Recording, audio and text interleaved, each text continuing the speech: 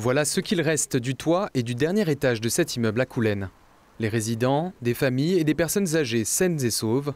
Une nouvelle rassurante pour tous les proches. Déjà, je l'ai su au petit matin. Mon maman a été évacuée à 2 h du matin à peu près par les pompiers. Et j'étais dans un état de panique évidemment parce qu'à 88 ans, je me demandais qu'est-ce qui s'était passé, si l'appartement n'avait pas brûlé, tout ça. On n'avait pas plus d'informations que ça.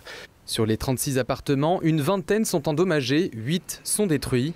Certains habitants y vivaient depuis de nombreuses années. C'est des voisins, on ne sait même pas s'ils vont pouvoir revenir ici, dans ce quartier. Moi, je suis arrivée ici, j'avais 6 ans. Je suis venue en 73, j'avais que 6 ans.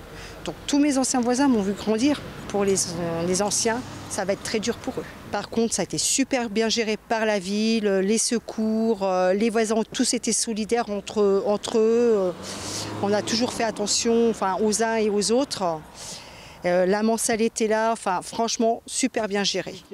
Dès 3 h du matin dimanche dernier, 1 heure après l'incendie, l'espace culturel de Coulennes a servi de base de campement pour la nuit. Certains ont pu rejoindre leur logement, les autres sont pris en charge par la commune et le bailleur social de l'immeuble. L'ensemble des familles ont été relogées, soit en hôtel, soit dans la famille.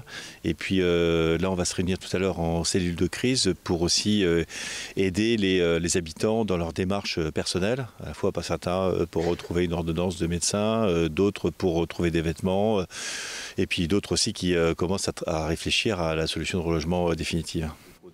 Pour l'heure, une enquête est en cours pour déterminer l'origine de cet incendie.